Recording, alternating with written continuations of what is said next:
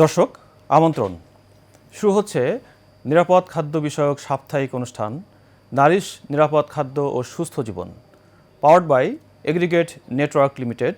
অনুষ্ঠানটির co sponsor Avon animal health. আজ প্রচারিত হচ্ছে পঞ্চম পর্ব। আজকের আলোচনার বিষয় খাদ্য নিরাপদতায় কাঁচা বাজার, চ্যালেঞ্জ ও সম্ভাবনা। আলোচনার জন্য আমাদের সাথে স্টুডিওতে দুজন সম্মানিত অতিথি রয়েছেন। চলুন পরিচিত হয়ে নেই। আমার ঠিক ডান পাশে আছেন ডক্টর মোহাম্মদ মেহেদি হোসেন, প্রাক্তন পরিচালক, প্রাণী সম্পদ অধিদপ্তর এবং সাবেক ফুড সেফটি কনসালটেন্ট ইউনিডো। আমাদের সাথে আরেকজন অতিথি আছেন জনাব ফকির মোহাম্মদ মনোয়ার হোসেন, পরিচালক, জাতীয় ভোক্তা অধিকার সংরক্ষণ অধিদপ্তর, বাণিজ্য মন্ত্রণালয়। আপনাদের দুজনকেই স্বাগত আমাদের অনুষ্ঠানে। আলোচনার পূর্বে আমরা ছোট্ট একটি ভিডিও ক্লিপ দেখব, চলুন দেখে আসি। ধন্যবাদ। নিরাপদ খাদ্য ও সুস্থ জীবন অনুষ্ঠানে আপনাদের সবাইকে স্বাগত জানাচ্ছি। দর্শক, আপনারা ইতিমধ্যে জেনে গেছেন আজ আমাদের অনুষ্ঠানের পঞ্চম পর্ব এবং আজকের পর্বের বিষয় খাদ্য নিরাপদতায় কাঁচা বাজার, চ্যালেঞ্জ ও করণীয়। দর্শক, কাঁচা বাজারের বর্তমান অবস্থা কী এবং এই কাঁচা বাজার নিয়ে আমাদের সাধারণ ক্রেতারা কি ভাবছেন, চলুন তা জেনে নেওয়া যাক। আমরা সকালবেলা আসার পরে আমাদের ওই যেটা মুরগির ছাড়ি আমরা ড্রাম ওটা পরিষ্কার করি, তারপর আমার মেশিন যেটা ওটা পরিষ্কার করি, চুলার পাতিল যেটা ওটা পরিষ্কার করি এবং পরিষ্কার পানি দিই, তারপর ওটা গরম করি, এটা পরিষ্কার পরিচ্ছন্ন করে তারপরে পাবলিককে আমরা দিই। টাইস করা মার্কেট পানিতে ধুয়া জায়গাটা পরিষ্কার কইরা এই জায়গাটা আমি জব কইরা রক্তমুক্ত ধুয়া পরিষ্কার করে আমি কাটা দালট কেনা বেশি 2 কি 4 কি থাকে 5 কি থাকলো 20 কি থাকলো বেচা কিনে খারাপ আমি বেচতারি নাই, আমার দেওয়ার জায়গা আছে। এই যে মহাখালীতে 22 বছর ধরে দোকান করতেছি, এই একই জায়গায় একই দোকান, মনে করেন মাল আরও দোকান নিয়ে আসি বরফ দিয়ে, আবার এই জায়গায় এনে বরফ দিয়ে রাখি, মাল থাকলে বরফ দিয়ে রাখি, মনে করেন কোনো আমাকে দোকানে আজ পর্যন্ত কমপ্লেন আসে নাই। আমরা কারণ বাজার থেকে কিনে নিয়ে আসি, তারপর সাভার থেকে আসে, আইনা আমরা মালটা ধুইয়া দোকানে উঠাইয়া ওইভাবে আমরা বিক্রি করি, আর যেগুলো পয়সা দিয়ে আমরা ডাস্টবিনে ফেলাই। আমরা বাদামতলি থেকে ভালো মাল আনি, দোকানে লাগাই, আর যেটা একটু নিয়ম করে ওগুলো আমরা সাইড করে আলাদা করে রেখে দিই। রাস্তার সাইডে দোকান করি, ধুলাবালু পড়তেই পারে, সেই জন্য আমরা আবার সুন্দর করে মুছি মাছি পরিষ্কার থাকে, ভালো থাকে, এই জন্য কাস্টমারের জন্য কোনো কমপ্লেন যেন না দিতে পারে। কাঁচা বাজার যেমন দাম, এই দামটার দিকেও সকলের দৃষ্টি দেওয়া উচিত, যাতে করে যারা ক্রেতা আছে যারা সঠিক দামে যাতে পায়। আমি এখান থেকে কিনে টাটকা পাই, আমার কাছে মনে হয় এটা টাটকা বেচে আর কি, যাতে একটু সংরক্ষণ কম করে। আমার কাছে কাঁচা বাজারটাই ভালো লাগে, আমি অনেকদিন থেকে বাজার করি অভ্যস্ত হয়ে গেছি আর কি। ভোক্তা অধিদপ্তরগুলো আছে এবং বাজারে যে কমিটিগুলো আছে তারা যদি তদারকি করে ঠিকভাবে যে বাজারটার যে পণ্যগুলো আছে সেগুলো কি সবসময় গুণগত মান ঠিক আছে কিনা, এদিক থেকে যদি তারা খেয়াল করে বা মনিটরিং করে, তাহলে আমার মনে হয় যে সবাই নিশ্চিতভাবে তার ভালো খাবার বা গুণগত মানের খাবারটা সে পেতে পারে। এক জায়গায় আপনি দেখবেন সবজি, পিছনে দেখবেন আবার গ্রোসারি আইটেম। আমার মনে হয় যে যদি আলাদা করা যায়, যেমন মাছটা শুধু এক সাইডে সুন্দরভাবে থাকলো, মুরগির পাটটা আলাদা, মানে পুরোটাই কারোর সাথে কারোর সম্পর্ক নেই, এমন যদি হয় তাহলে কিন্তু আমাদের সুবিধা হয়। কারণ অনেকে মাছ কিনতে এসে কিন্তু সবজি কিনবে না, কারণ শুধু সবজি প্রয়োজন হতে পারে, কারণ শুধু মাছ হতে পারে। তো এটা যদি আলাদা আলাদা হয় ভালো হয়। প্রিয় দর্শক, কাঁচা বাজারের বর্তমান পরিস্থিতি এবং ক্রেতাদের ভাবনা আমরা জেনে নিলাম। মহাখালী কাঁচা বাজার থেকে মোহাম্মদ শফিকুল ইসলাম, নিরাপদ খাদ্য ও সুস্থ জীবন, এশিয়ান টিভি, ঢাকা। ওকে, আমরা ছোট্ট ভিডিও ক্লিপের মাধ্যমে সমাজের বিশেষ করে কাঁচা বাজারের বাস্তব চিত্র দেখলাম। সমাজে কাঁচা বাজারের বর্তমান অবস্থা সম্পর্কে আপনার ব্যক্তিগত মতামত কি, যেটা আমরা দেখলাম? ধন্যবাদ। আমরা একটা কাঁচা বাজার দেখলাম, তবে ওভারঅল কাঁচা বাজার হয়তো এর সাথে কিছু গরমিল থাকতে পারে, এটা হয়তো মান কিছুটা ভালো থাকতে পারে। ওভারঅল কাঁচা বাজারের আমাদের যে অবস্থাটা আমরা দেখি যে ক্রমাগত আমাদের কাঁচা বাজার যারা করছেন তাদের মধ্যে কিছু সচেতনতা বাড়ছে। যেমন জিজ্ঞেস করলে তারা বলছে পরিষ্কার পরিচ্ছন্নতার কথা, এটা হয়তো আগে বলতো না, এখন তারা বলছে, এটা ভালো। কিন্তু এই পরিচ্ছন্নতাটা ওনারা একজন বললেন যে সকালবেলা এসে পরিষ্কার করেন, কিন্তু সকালে পরিষ্কার করলে তো আসলে হবে না। মুরগির যে জায়গাটা এটা আমাকে বারবার পরিষ্কার করতে হবে, পরিষ্কার রাখতে হবে, যখনই কিছু ময়লা জমে পরিষ্কার করতে হবে, এবং সেই পানিটা কোন পানি খুব গুরুত্বপূর্ণ। যদি আমি সবজিতে নোংরা পানি দেই তাহলে তো সে দেওয়া না দেওয়ার কথা। যারা বাজারে কাজ করছেন তাদের পরিচ্ছন্নতার ব্যাপার আছে, তারপরে উচ্ছিষ্ট ফেলার দরকার আছে, অনেক বিষয় আছে। তো আমরা এখানে যেটা দেখলাম সে বাজারটা কিছুটা ভালো, তবে পরিচ্ছন্নতার বিষয়ে তাদের আরো আরো উন্নত করার সুযোগ আছে। সুযোগ আছে, অনেক আমাদের আরো বেশি অনেক ধন্যবাদ। আমরা আলোচনায় আসবে আর কি। থ্যাংক ইউ, অনেক ধন্যবাদ। আমরা জাস্ট এক কথায় যদি আপনাকে জানতে চাই যে আসলে আমরা এই যে কাঁচা বাজারটা দেখলাম, এই কাঁচা বাজার থেকে ভোক্তারা কি দ্রব্য কিনে স্বাস্থ্য ঝুঁকিতে পড়তে পারে কিনা? হ্যাঁ, স্বাস্থ্য ঝুঁকিতে পড়তে পারে। অনেক ধন্যবাদ। তাহলে এই যে স্বাস্থ্য ঝুঁকিতে পড়তে পারে সম্ভাবনা আছে, এর জন্য আসলে মোটা দাগে কে কে দায়ী, আসলে কারা কারা এটার জন্য দায়ী? মোটা দাগে যদি আমরা বলি তাহলে যিনি বিক্রি করছেন তার তো দায় আছে। আচ্ছা, এই বাজার যারা প্রতিষ্ঠা করছেন, যারা অর্গানাইজার, বিক্রির জন্য যে সমস্ত ফ্যাসিলিটিস দরকার হয়তো সে ফ্যাসিলিটিস তারা দিতে পারেন নাই। আবার অনেক ক্ষেত্রে এই তারা ঠিকমতো কাজ করছেন কিন্তু মনিটরিং দরকার, সেটা দরকার। আবার ভোক্তারও একটা সচেতনতা দরকার। ওকে, ভোক্তা যদি বলে যে না আমি এইটা চাই, তুমি যে পানিটা দিচ্ছ কোত্থেকে নিয়ে আসছো দেখি, তাহলে কিন্তু তাদের মধ্যে একটা সচেতনতা বৃদ্ধি পায়। সার্বিকভাবে তো আসলে সবাই কম বেশি সবাই সচেতন হলে আমরা এটা ভালো কম বেশি পাবো। দায়ী। আসবো, আপনি আমার কাছে আসবো। আমি জনাব ফকির মোহাম্মদ মুনার হোসেন আপনার কাছে আসতে চাই। ভোক্তা বা ক্রেতা কাঁচা বাজার সম্পর্কে কেউ কোনো ভোক্তা অভিযোগের সুরে কথা বলেছেন যে কাঁচা বাজার সম্পর্কে তাদের কিছু অভিযোগ আছে। এই যে ভোক্তারা বা ক্রেতারা অভিযোগ করছেন, এই ব্যাপারে আপনার মতামত কি? ধন্যবাদ আপনাকে। আপনার প্রশ্নের উত্তর দেওয়ার আগে যেটি বলে নেই যে জাতীয় ভোক্তা অধিকার সংরক্ষণ অধিদপ্তরের পক্ষ থেকে দেশের সকল ভোক্তাকে আমরা শুভেচ্ছা জানাই এবং ভোক্তার স্বার্থ সমুন্নত রাখার লক্ষ্যে আপনি জানেন যে 2009 সন থেকে জাতীয় ভোক্তা অধিকার সংরক্ষণ কাজ করছে এবং আমাদের কাজের একটি বড় অংশ হলো আমরা সবসময় ভোক্তাকে প্রশ্ন করতে উদ্বুদ্ধ করি। আপনি যেই প্রশ্নটি করেছেন যে ভোক্তা জিজ্ঞেস করছে যে এটা এরকম কেন, ওইটা ওই রকম কেন, আমরা সবসময় চাই ভোক্তা এই প্রশ্নটুকু করুক সরকারের পক্ষ থেকে, আমরা এটা সবসময় উৎসাহিত করি। কাঁচা বাজার নিয়ে প্রশ্ন করছিলেন এবং সেখানে ভোক্তা কিছু প্রশ্ন করেছে, সেই বিষয়ে আপনি জানতে চাচ্ছিলেন।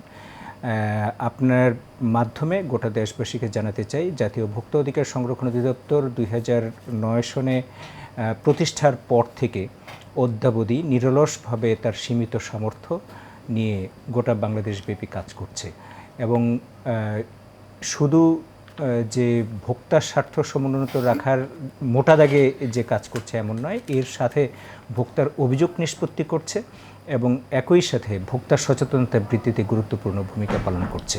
অনেক ধন্যবাদ। আসলে ভোক্তা আমি যদি একজন ভোক্তা হই, ভোক্তা হিসাবে আমি যদি কোনো অসঙ্গতি দেখি কাঁচা বাজারে, তাহলে আসলে আমি কার কাছে অভিযোগ জানাবো, মানে যদি খুব সহজে অভিযোগ জানাতে পারবো? ধন্যবাদ আপনাকে। আপনি জানেন যে জাতীয় ভোক্তা অধিকার সংরক্ষণ অধিদপ্তর মূলত 3টি কাজ করে থাকে। একটি হলো ভোক্তাদের সচেতনতা বৃদ্ধিতে ভূমিকা রাখে, আরেকটি হলো তারা বাজার মনিটরিং করে, তদারকি করে, এবং এর বাইরে 3 নম্বর কাজটি হলো এ সংক্রান্ত কোনো প্রকার অভিযোগ থাকলে অথবা ভোক্তা যদি কোনো কারণে সংক্ষুব্ধ হয় তাহলে এই ভোক্তা যাতে রেমেডি পায় সেই সংক্ষুব্ধতা নিরসনে ভোক্তা অধিকার সংরক্ষণ অধিদপ্তর কাজ করে।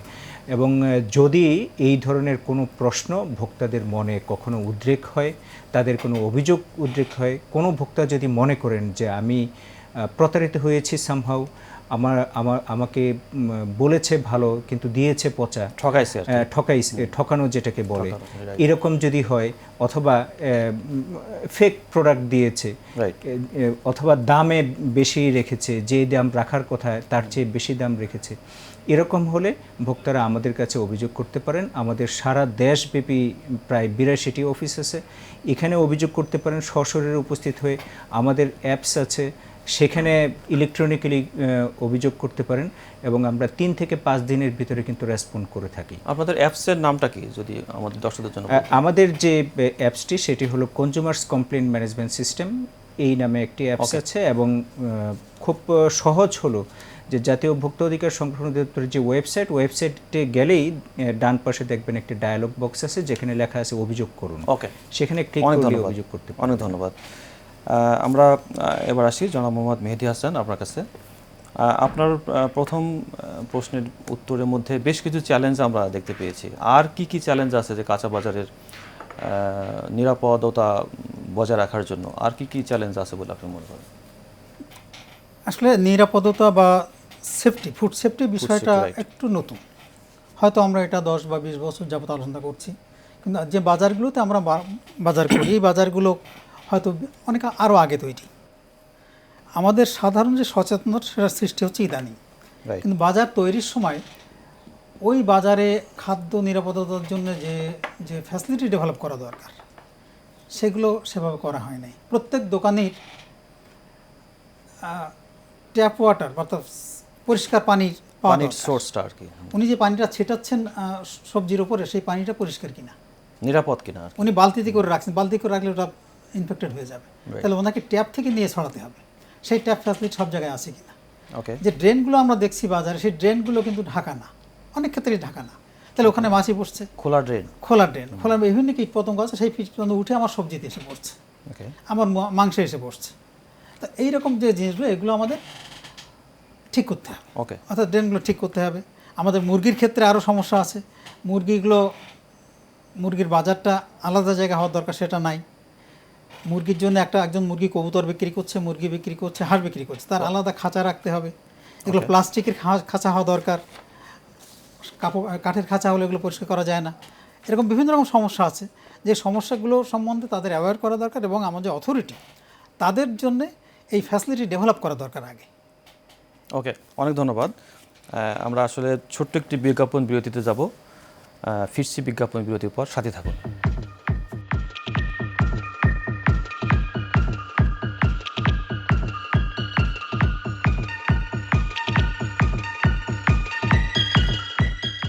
নারিশ পোল্ট্রি ফিড পুষ্টি সমৃদ্ধ প্রাণী খাদ্য। এর ব্যবহারে নিশ্চিত হয় সঠিক ওজন বৃদ্ধি ও ডিম উৎপাদনের সক্ষমতা। উন্নত মানের কাঁচামাল দিয়ে তৈরি হয় ফিডের প্রতিটি দানা। প্রাণীর সঠিক পুষ্টি ও ভোক্তার খাদ্য নিরাপত্তা নারিশের অঙ্গীকার। নিরাপদ খাদ্য শুরু হয় খামার থেকে, তাই আমরা দিচ্ছি নিরাপদ ও বিশ্বস্ত ফিড, যাতে নিশ্চিত হয় মাংস ও ডিমের গুণগত মান। দেশ জুড়ে হাজারো খামারি নারিশ ফিডের উপর নির্ভরশীল, কারণ তারা জানে সফল খামারের পেছনে আছে নারিশ।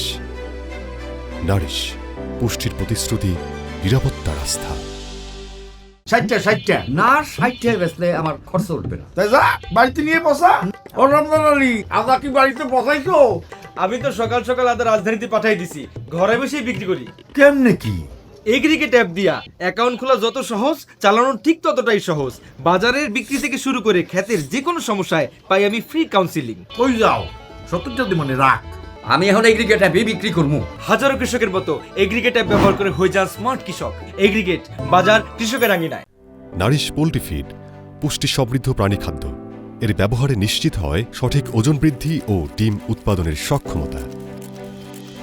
উন্নত মানের কাঁচামাল দিয়ে তৈরি হয় ফিডের প্রতিটি দানা। প্রাণীর সঠিক পুষ্টি ও ভোক্তার খাদ্য নিরাপত্তা নারিশের অঙ্গীকার। নিরাপদ খাদ্য শুরু হয় খামার থেকে, তাই আমরা দিচ্ছি নিরাপদ ও বিশ্বস্ত ফিড, যাতে নিশ্চিত হয় মাংস ও ডিমের গুণগত মান।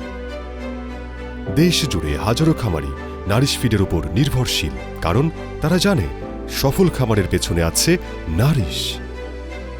নারিশ, পুষ্টির প্রতিশ্রুতি, নিরাপত্তার আস্থা।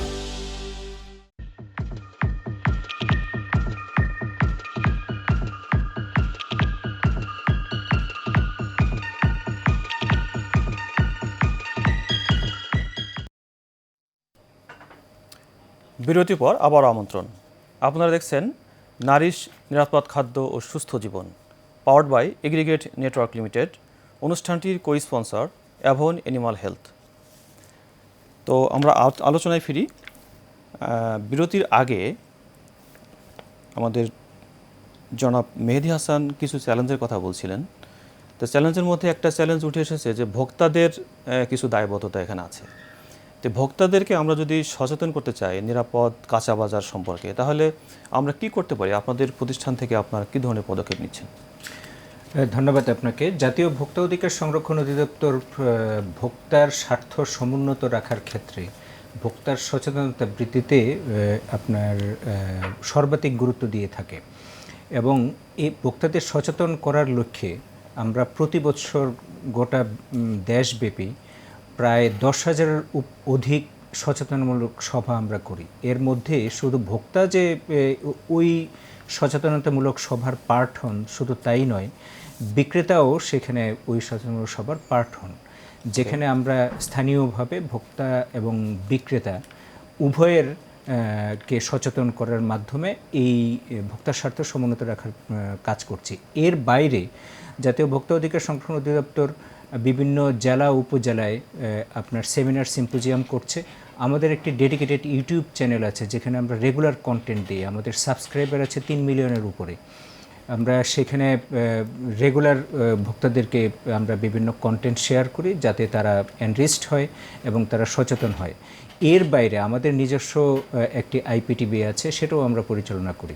সুতরাং ভোক্তার স্বার্থ সমুন্নত রাখায় ভোক্তাদের এগিয়ে আসার যে মেকানিজম, এটি তৈরির জন্য আমরা নিরলসভাবে কাজ করছি। আরেকটি বিষয় আছে খুব মজার, সেটি হলো আমাদের কাছে অভিযোগ করলে কোনো ভোক্তা যদি কারো বিরুদ্ধে অভিযোগ করে কোনো ব্যবসায়ীর বিরুদ্ধে যে তিনি আমাকে ঠকিয়েছেন, তাহলে যেই জরিমানাটা ইম্পোজ করা হয় সেই জরিমানা 25% কিন্তু যিনি অভিযোগ করবেন তিনি পেয়ে যান।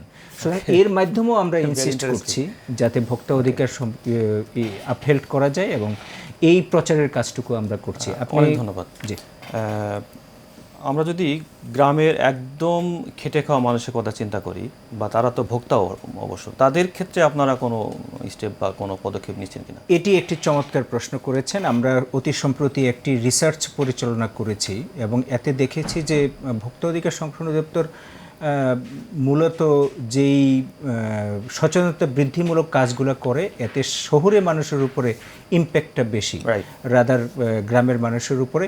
এবং আমরা গ্রামের মানুষের উপরে কাজ করার জন্য পরিকল্পনা করছি, কিন্তু আমাদের সীমিত জনবলের কারণে আমরা অতটুকু পর্যন্ত আসলে আমাদের যাওয়া একটু ডিফিকাল্ট হচ্ছে। বাট আমরা সার্টেনলি জানি, আমাদের কাছে যে রিসার্চ রিপোর্ট, এতে দেখা গেছে যে গ্রামের মানুষ কাঁচা বাজারের ক্ষেত্রে নয়, অন্যান্য প্রোডাক্টের ক্ষেত্রে তারা প্রতারিত হচ্ছে। ওকে, অনেক ধন্যবাদ। আমরা জনাব মেহেদী হাসান আপনার কাছে আসি। বিক্রেতা হিসাবে বাজারে, কাঁচা বাজারে যারা বিক্রি করেন, বিভিন্ন দ্রব্য বা খাদ্যদ্রব্য বিক্রি করেন, তাদের পক্ষ থেকে আসলে কি কি করণীয় আছে, যেটা আমরা ভিডিও ক্লিপে দেখলাম, আর কি কি মডিফিকেশন তাদের লাইফে করতে পারে? একজনকে আমরা দেখলাম যে 22 বছর যাবত সে একই বিজনেস করতেছেন, তার কি কোনো চেঞ্জ করা দরকার আছে? না, চেঞ্জ করবে কিনা সেটা তো তার ক্যাপাসিটির উপর নির্ভর করবে। ওকে, উনি যদি এখান থেকে লাভবান হন তাহলে উনি চেঞ্জ নাও করতে পারেন, অথবা ওনার ক্যাপাসিটি নাই শিফট করার সেজন্যও হতে পারে, সেটা ভিন্ন বিষয়। তো কাঁচা বাজারে যারা আছেন তারা আমাদের জন্য কি করতে পারেন বা তাদের কি করণীয় আছে নিরাপদ খাদ্য দেওয়ার জন্য, সেটা আমরা আলাপ করতে পারি। আমরা এখানে কিছু ভাগ করতে পারি, যেমন আমাদের সবজি পণ্য এবং মাংসজাত পণ্য ঝুঁকিটা একরকম না। সবজিতে সাধারণত মানে নিরাপদ খাদ্যের ঝুঁকিটা সবজিতে বাজারে কম।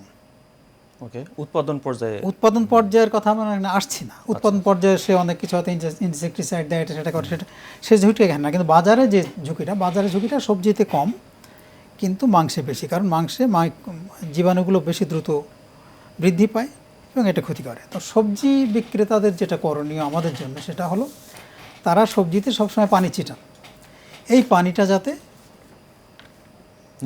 নিরাপদ হয়, ভালো পানি হয়। ওকে, তো তারা বলবেন যে তাহলে এই পানিটা আমি পাবো কোথায়? সুতরাং এখানে অথরিটির সম্পর্ক আছে, অর্থাৎ নিরাপদ পানি সরবরাহ দেবে আমাদের বাজার কর্তৃপক্ষ, এবং সেটা উনিরা ব্যবহার করেন। কখনোই বালতিতে রেখে পানি ব্যবহার করা যাবে না, ট্যাপ থেকে নিয়ে সরাসরি ব্যবহার করতে হবে। একটা। দুটা হলো ওনাদের হাতটা পরিষ্কার রাখা দরকার, সবসময় হাত দিয়ে সব কিছু দেন, হাইজিনটা মেনটেন করতে হবে। তাদের পোশাক যত সম্ভব ফ্রেশ পোশাক হওয়া দরকার, এবং বাজারে কোনো কিছু যদি পচে যায় সাথে সাথে সেটা ডাস্টবিনে ফেলে দেওয়ার পাশাপাশি ওইটার পাশে যে পণ্যটা ছিল সেটা যাতে আবার পরিষ্কার করে সেখানে রাখেন, যাতে এরকম রাখেন। এটা এরপরে আমাদের যদি আমরা পোলট্রির ব্যবসায়ীর কথা বলি, তাদের ক্ষেত্রে আরও বেশি সতর্ক হওয়া দরকার। যে পোলট্রির থেকে যে উপজাত মানে হয়, বর্জ্য হয়, সেগুলো ধরেন রক্ত, তরল বর্জ্য, এটা ঝুঁকিপূর্ণ। এটা যাতে সহজেই চলে যায় ড্রেনের মধ্যে, অন্য কিছু না জড়ায়। ওর যে লোমটোম এগুলো যাতে তারা ডাস্টবিনে বারবার ফেলে দেয়। এবং এইখানে একটা গুরুত্বপূর্ণ বিষয়, সেটা হলো যে আমার বাজারে 2 ধরনের ডাস্টবিন থাকা দরকার। একটা হলো খোলা, যেটা সবজি বর্জ্যের জন্য, কিন্তু লাইভ স্টক বা ফিশের বর্জ্যের জন্য আমাদের একটা ডাস্টবিন দরকার, ঢাকনাযুক্ত বদ্ধ ডাস্টবিন। কারণ কি? কারণ ঢাকার পরেও কাক এসে ওখান থেকে একটা নিয়ে আমার বাসার কার্নিশে এসে বসে, ওকে, আবার আমরা কুকুর নিয়ে চলে যাই। সুতরাং এইগুলোর জন্য আমার ঢাকনাযুক্ত ডাস্টবিন দরকার এবং তারা সেইখানে ফেলবে। আপনি যেগুলো বলছেন এগুলো যারা বিক্রেতা তাদের কিছু সচেতনতার বিষয় আছে, কিছু কিছু বাজারের যে ফ্যাসিলিটিস প্রোভাইড করার বিষয় আছে, যেমন পানির ফ্যাসিলিটিসটা প্রোভাইড করা দরকার আছে। তা অনেক ধন্যবাদ। আমরা আমাদের সম্মানিত আরেকজন অতিথির কাছে যাচ্ছি। আসলে আমরা অনেক সময় শুনে থাকি যে বাজারে মানুষের মুখে মুখে শুনি যে এই খাবারে ফরমালিন আছে, ওই খাবারে ফরমালিন আছে বা কেমিক্যাল আছে। আসলে এটার ব্যাপারে আপনাদের কোনো গবেষণা বা আছে কিনা, বা এটা আসলে কি বলবেন? ধন্যবাদ আপনাকে। ফরমালিন নিয়ে তো আমাদের দেশে অনেক বেশি হইচই ছিল একটা সময়ে। আমাদের আসলে অত রিসার্চ ছিল না, এই কারণে দেখা গেছে যে 2021-22 সনের দিকে এটা 23 সন পর্যন্ত কন্টিনিউ করেছে, যে আমরা খুব ভয়ে ছিলাম যে সব জায়গায় ফরমালিনের একটা ভয় কাজ করতো। এবং তখন আমাদের দেশে কিন্তু ফরমালিন ইম্পোর্টও এখনকার চেয়ে অনেক বেশি হতো। সদাশয় সরকার ইতিমধ্যে ফরমালিন ইম্পোর্ট করা কিন্তু বন্ধ করেছে, একদম নিতান্তই যেটা রিসার্চের কাজ ছাড়া আর কোনোভাবেই ফরমালিন এই দেশে আনা যায় না। সুতরাং আমাদের দেশে এখন ফরমালিন মিক্সিংয়ের পরিমাণ খুবই কম, এটি এক্সিস্টেন্স নাই বলা চলে। আমি ভোক্তাদের আশ্বস্ত করতে চাই আমরা এই সংক্রান্ত প্রচুর কাজ করেছি এবং আমরা এখন আমাদের কাছে যেটি মনে হয় আমরা বাজারে যেটি পাই যে এই ফরমালিন সংক্রান্ত কোনো ইস্যু আমাদের নজরে এখন আর ওইভাবে আসে না, যেটি 21-22 সনে যেভাবে এভিডেন্ট ছিল এখন আর ওইরকম আমরা দেখছি না। তার মানে ফরমালিন সম্পর্কে যে গুজবটা সমাজে কিছুটা প্রচলিত আছে সেটা অনেকাংশেই আসলে গুজবের মতো আর কি। গুজব বলতে পারেন, বাট একটা সময় কিছু কিছু ইনসিডেন্ট ছিল, বাট এখন এই ধরনের থেকে আমরা অনেকটাই বের হয়ে এসেছি। ওকে, অনেক ধন্যবাদ। আমরা ওটা যারা মেহেদী হাসান আপনার কাছে আসবো, তার আগে দর্শক আপনাদেরকে জানিয়ে রাখি আমাদের প্রতিটি পর্বের বিষয়বস্তুর উপরে একটি করে কুইজ থাকে। আপনারা স্ক্রিনে আমাদের কুইজটি দেখতে পাবেন। কুইজের 4টি সম্ভাব্য উত্তর আছে। আপনারা সঠিক উত্তরটি আপনার মোবাইল নাম্বার, পূর্ণাঙ্গ ঠিকানা এবং নাম লিখে পাঠিয়ে দিন আমাদের স্ক্রিনে দেখানো হোয়াটসঅ্যাপ নাম্বারে। বিজয়ীদের জন্য থাকবে আকর্ষণীয় উপহার। তো আমরা আলোচনায় ফিরি। জনাব মেহেদী হাসান, আমরা খুবই সুন্দরভাবে আলোচনা করছি। তো এই পর্যায়ে যদি আমরা স্থানীয় প্রশাসন বা বাজার ব্যবস্থাপনা কমিটির ব্যাপারে কিছু কথা বলি, যে ফ্যাসিলিটিস প্রোভাইড করা, তাদের আসলে কি দায়বদ্ধতা আছে বা তাদের কি করণীয় আছে বাজারের কাঁচা বাজারকে নিরাপদ খাদ্য প্রোভাইড করার জন্য? আসলে এটা আমাদের দায়িত্ব, হলো জাতীয় দায়িত্ব, সবারই দায়িত্ব। নিরাপদ খাদ্য সরবরাহের ব্যাপারে দায়িত্বপ্রাপ্ত সাধারণ অথরিটি হলো নিরাপদ খাদ্য কর্তৃপক্ষ, কিন্তু বাজারটা কিন্তু তাদের নিয়ন্ত্রণে না। বাজারটা হলো স্থানীয় সরকার কর্তৃপক্ষ। তাহলে আমাদের এই দুজনের কোঅর্ডিনেশন লাগবে, সমন্বয় দরকার। অর্থাৎ কি দরকার, এইটা নিরাপদ খাদ্য কর্তৃপক্ষ আলোচনা করবে আমার বাজার অর্থাৎ স্থানীয় সরকার কর্তৃপক্ষের সাথে, এবং তার মাধ্যমে এই জিনিসগুলো আমাদের দরকার। আমরা মনে করি যে বাজারে আমাদের এই আলোচনা করে আমরা যেটা বুঝলাম, যে আমার সবথেকে গুরুত্বপূর্ণ হলো যে পানির সরবরাহ, তারপরে হলো আমার স্পেস, পর্যাপ্ত জায়গা। খুব গাদাগাদি করে রাখলে কিন্তু আমি পরিষ্কার পরিচ্ছন্ন করতে পারবো না। এবং বাজারে বিভিন্ন ধরনের খাদ্য পণ্যের জন্য আলাদা আলাদা জায়গা যদি ঠিক করে দেওয়া হয়, প্রত্যেকটা দোকানের জন্য যদি আমরা একটু স্পেসিফিক জায়গা রাখি, তার মাঝখানে একটু ফাঁকা রাখি, তারপরে আমার যদি সবজি পণ্যর একটা এরিয়া আর মাংসের জন্য একটু দূরের আর একটা জায়গা, মাছের জন্য আর একটু দূরে একটা জায়গা রাখতে পারি, এইটা হলো আমার অথরিটি ভাবতে পারেন। সামনে সিস্টেমটা, ড্রেনেজটা যাতে ঢাকনাযুক্ত হয় সবসময়, এবং এই ড্রেনেজটা রেগুলার পরিষ্কার করা, আর জীবাণুনাশক নিয়মিত ব্যবহার করা। আর একটা জিনিস কর্তৃপক্ষ করতে পারে, সেটা হলো বাজার যদি বিশেষত মাছ মানে মুরগির বাজারটা, এটা যদি সপ্তাহে একদিন বন্ধ রাখা যায় এবং সেই দিন যদি পুরা বাজারটা পরিষ্কার করা যায়, তাহলে জীবাণুমুক্ত থাকে এবং ওখান থেকে যে মাংসটা আমরা পাবো সেটা অনেকটা নিরাপদ হতে পারে। এরকম আরও অনেক মানে সব ডেভেলপ করতে পারে। আর ডাস্টবিন, যেটা বললাম ঢাকনাযুক্ত ডাস্টবিন, এটা অবশ্যই তাদেরকে করতে হবে।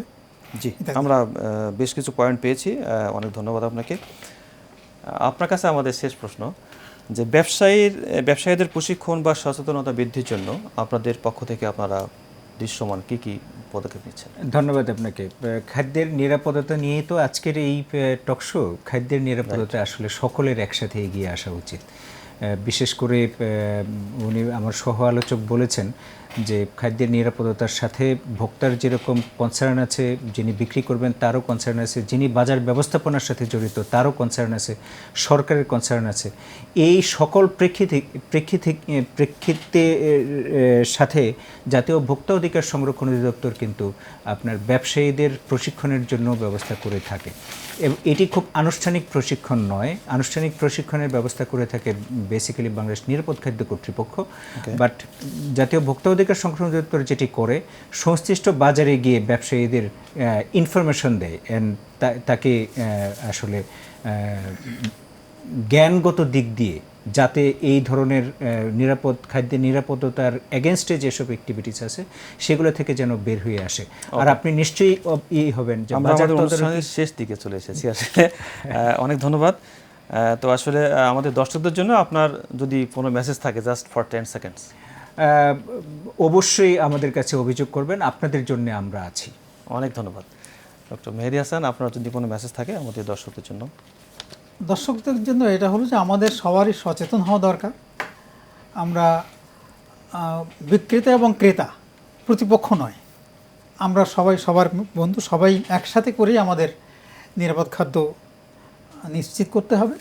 তাদের কোনো সমস্যা থাকলে আমরা তাদেরকে পরামর্শ দেব যাতে তারা উন্নতি করে, এবং পরস্পর সহযোগিতার মাধ্যমেই আমাদেরকে অথরিটি, অনেক ধন্যবাদ, সবাই মিলে আমাদের এগিয়ে যেতে হবে। অনেক ধন্যবাদ আপনাদের দুজনকেই, অসংখ্য ধন্যবাদ। আমরা আমাদের অনুষ্ঠানের শেষ পর্যায়ে চলে এসেছি।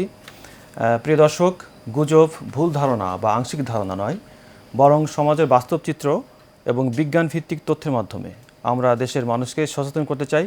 এটি মূলত এই অনুষ্ঠানের মুখ্য উদ্দেশ্য। আশা করি আপনারা আমাদের সাথে থাকবেন। পরবর্তী শনিবার 4টা 25 মিনিটে নতুন পর্বে দেখা হবে। সে পর্যন্ত ভালো থাকুন, সুস্থ থাকুন। আল্লাহ হাফেজ।